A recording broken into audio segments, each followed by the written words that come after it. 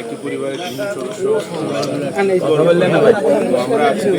কথা বলেন না, এটা জোরে বলেন। আসনের সম্মানিত মাননীয় সংসদ সদস্য মহোদয়ের সাথে আমরা এসেছি তাদের একটা আর্থিক ক্ষতিপূরণ দেওয়ার জন্য আমরা এসেছি, এবং আমরা উপজেলা প্রশাসনের পক্ষ থেকে আমরা আমাদের যে বেঁচে আছে আমাদের যে বাবুটা, যে ছেলেটা, আমরা তাদের পাশে থাকার চেষ্টা করবো, এবং কোনো ধরনের কোনো বরাদ্দ আসলে আমরা অবশ্যই আমাদের কর্তৃপক্ষের সাথে কথা বলে যাতে তাকে নিশ্চিত করা যায় সে বিষয়ে আমরা কাজ করে যাব।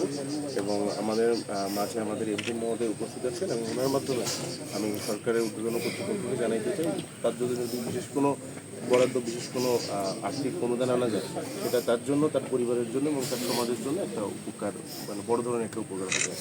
ধন্যবাদ। পরে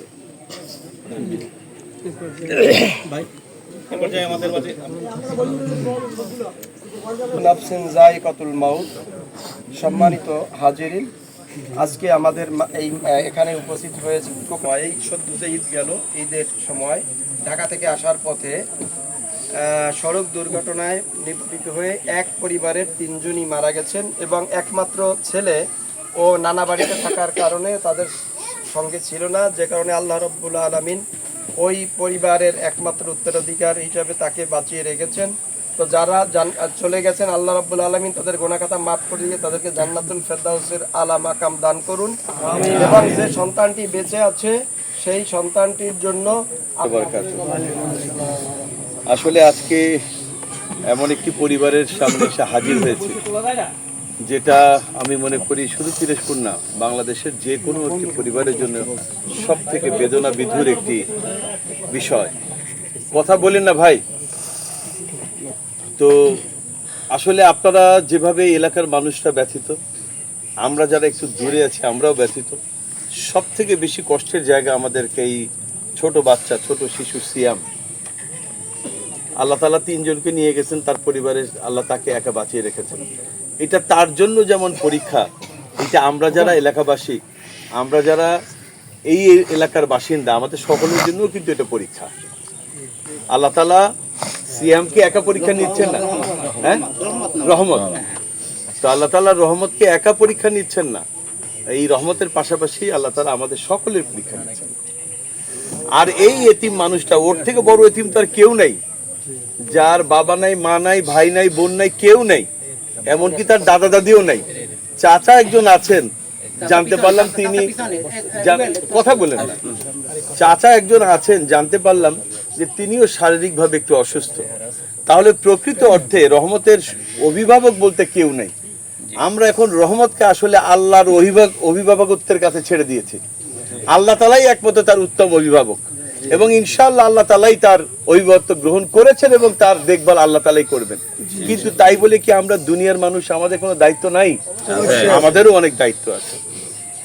এই এতিম মানুষটাকে এই আপনাদের মধ্য থেকে আপনারা যারা দেখভাল করবেন, লালন পালন করবেন, তাকে উত্তম শিক্ষায় শিক্ষিত করার জন্য সহযোগিতা করবেন, আপনাদের জন্য রাসূলুল্লাহ সাল্লাল্লাহু আলাইহি ওয়াসাল্লামের একটা হাদিস আছে।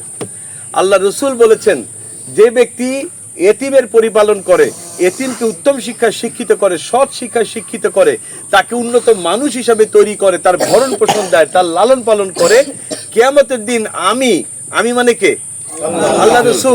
আল্লাহ রসুল আমি এবং ওই এতিমের লালন পালনকারী এইভাবে থাকবো। এইভাবে তিনি 2 আঙ্গুল দেখিয়েছেন, আল্লাহ রসুল দেখিয়েছেন। তার মানে আমরা পাশাপাশি থাকবো যদি এতিমের লালন পালন আপনারা কেউ করেন। এই জন্য আপনাদের কাছে আমার উদাত্ত আহ্বান, আসুন এই রহমতের পাশে আমরা দাঁড়াই। এর থেকে বড় নেক কাজ, এর থেকে বড় সওয়াবের কাজ আর কিচ্ছু হতে পারে না। এই জন্য আমাদের প্রত্যেকের নৈতিক দায়িত্ব হবে, যতটুকুন পারি আমরা রহমতের পাশে এসে দাঁড়াবো ইনশাআল্লাহ। মনে থাকবে? 2 নম্বর কথা, এই যে মৃত্যু আর এই যে আমরা কবর জিয়ারত করে আসলাম, এই প্রত্যেকটি মৃত্যুই আমাদের জন্য শিক্ষা না? আজকে ওই যে সোহাগ না নাম, সোহাগ যে ইন্তেকাল করলেন, আর রাসূলের হাদিস অনুযায়ী এই সড়ক দুর্ঘটনার মৃত্যুটাও শাহাদাতের মৃত্যু হতে পারে যদি সে ঈমানের উপরে থাকে। তার আমল যদি ঈমানের উপরে থেকে থাকে তাহলে তার এই মৃত্যুটাও শাহাদাতের মৃত্যু হবে। তাহলে এই সোহাগের মৃত্যু আমাদের জন্য একটি শিক্ষা। সে তার পরিবার নিয়ে ঢাকা থেকে বাড়িতে আসলে উদযাপন করতে, কিন্তু আর সে এই পর্যন্ত এসে পৌঁছাতে পারে নাই। তাহলে আমাদের কারোরই হায়াত এবং মৌতের কোনো নির্ধারিত কোনো বিষয় আমাদের জানা নাই, কোনো গ্যারান্টি নাই, যে কোনো মুহূর্তে আমরা মরে যেতে পারি। এই চেয়ারে বসে আমি কথা বলছি, এই চেয়ার থেকে আমি আর নাও উঠতে পারি। এখানে আমরা যারা বসে আছি এইখান থেকে আমরা হয়তো কেউ এখান থেকে নাও উঠতে পারি, আল্লাহ তাআলা ভালো জানেন। দোয়া করি সবাইকে আল্লাহ তাআলা নেক হায়াত দান করেন। কিন্তু প্রত্যেকটি মৃত্যু আমাদের জন্য শিক্ষা। এই মৃত্যু থেকে যদি আমরা শিক্ষা গ্রহণ না করি, যে কোনো মুহূর্তে চলে যাব, এবং চলে গেলে আমাদের ধর্মে যারা আছি, মুসলমান ধর্মে, এখানে অন্য ধর্ম থাকতে পারেন, এজন্য বলছি আমাদের ধর্মে তো আমরা বিশ্বাস করি মরার সাথে সাথে আমার কবর, আর কবরে যাওয়ার সাথে সাথে আমার সওয়াল জবাব শুরু হয়ে যাবে, ঠিক না? তাহলে সওয়াল জবাব যখন শুরু হবে, আমি যদি প্রশ্নের উত্তর সঠিকভাবে দিতে না পারি, তাহলে দুনিয়ায় যত বছর বাঁচলাম, এই বেঁচে থাকার কোনো মূল্য কি আর রইল? কারণ এই দুনিয়ার বছর তো 20, 30, 40, 50, 100 বছরের মধ্যে সীমাবদ্ধ, কিন্তু পরকালের ওই জীবন তো অনন্তকালের। ওই জীবনের কোনো শেষ নাই, সীমা নাই, ওই জীবনের কোনো শেষও নাই।